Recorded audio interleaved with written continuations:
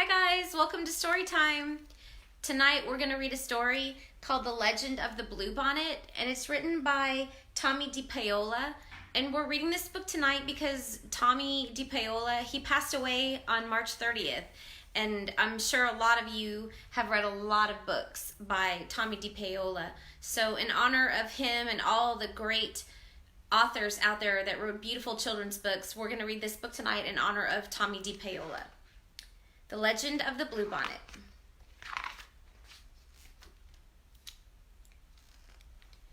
Great spirits, the land is dying. Your people are dying too, the long line of dancers sang. Tell us what we have done to anger you. End this drought. Save your people.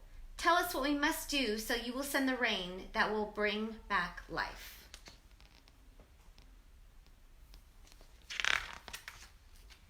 For 3 days, the dancers danced to the sound of the drums, and for 3 days, the people called Comanche waited and watched. And even though the hard winter was over, no healing rains came.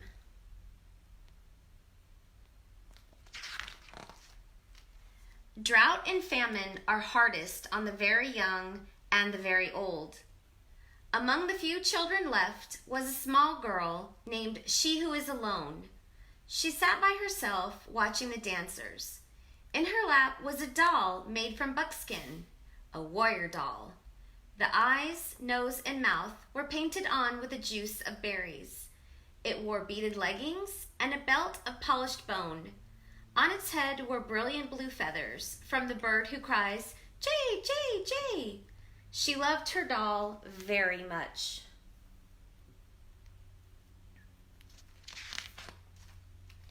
Soon, She Who Is Alone said to her doll, the shaman will go off alone to the top of the hill to listen for the words of the great spirits. Then we will know what to do so that once more the rains will come and the earth will be green and alive. The buffalo will be plentiful and the people will be rich again. As she talked, she thought of the mother who made the doll, of the father who brought the blue feathers. She thought of the grandfather and the grandmother she had never known. They were all like shadows. It seemed long ago that they had died from the famine. The people had named her and cared for her. The warrior doll was the only thing she had left from those distant days.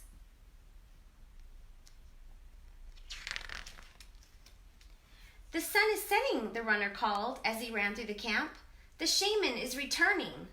The people gathered in a circle, and the shaman spoke. I have heard the words of the great spirits, he said. The people have become selfish.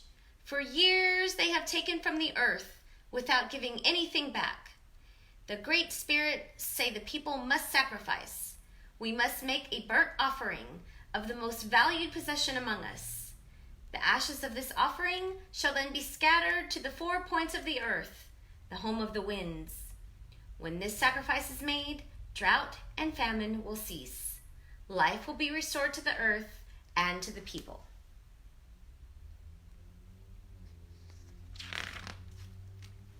The people sing a song of thanks to the great spirits for telling them what they must do. I'm sure it is not my new bow that the great spirits want, a warrior said.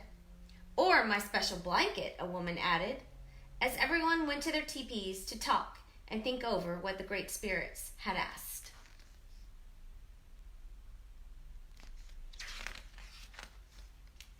Everyone, that is, except She Who Is Alone.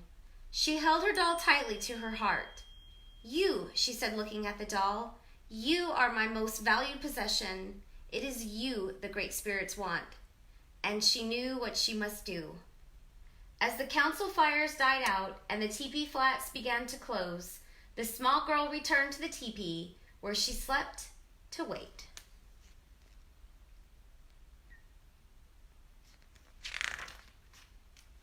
The night outside was still, except for the distant sound of the night bird with the red wings. Soon, everyone in the teepee was asleep, except She Who Is Alone. Under the ashes of the teepee fire, one stick still glowed. She took it and quietly crept out into the night.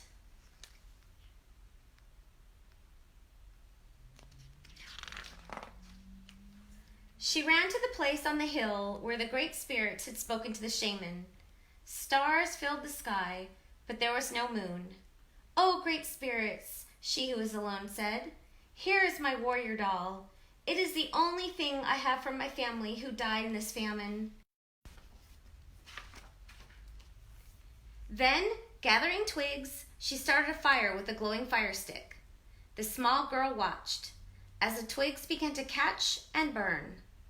She thought of her grandmother and grandfather, her mother and father, and all the people, their suffering, their hunger. And before she could change her mind, she thrust the doll into the fire.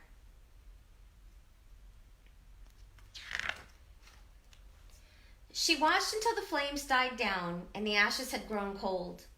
Then, scooping up a handful, she who is alone scattered the ashes to the home of the winds, the north and the east, the south and the west. And there she fell asleep until the first light of the morning sun woke her.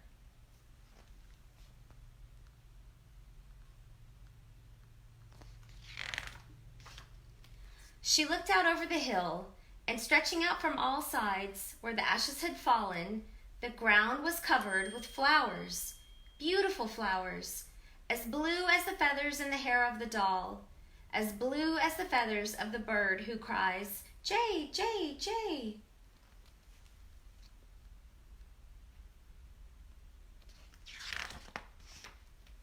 When the people came out of their teepees, they could scarcely believe their eyes. They gathered on the hill with she who is alone to look at the miraculous sight. There was no doubt about it. The flowers were a sign of forgiveness from the great spirits. And as the people sang and danced their thanks to the great spirits, a warm rain began to fall, and the land began to live again. From that day on, the little girl was known by another name, one who dearly loved her people.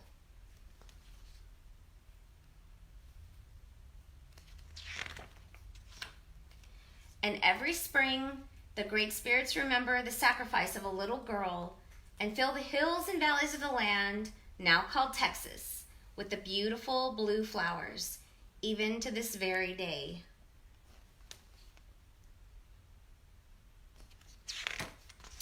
The end. So this book, it does get close to home because we live in Texas, and every spring we see all the beautiful bluebonnets. So I hope you'll remember the story when you see the bluebonnets and think to yourself, when you see the bluebonnets, what can I do that's unselfish? What can I do to make the world a better place? Because we're all in this together. I hope you have a good night. Have a good night. Bye-bye.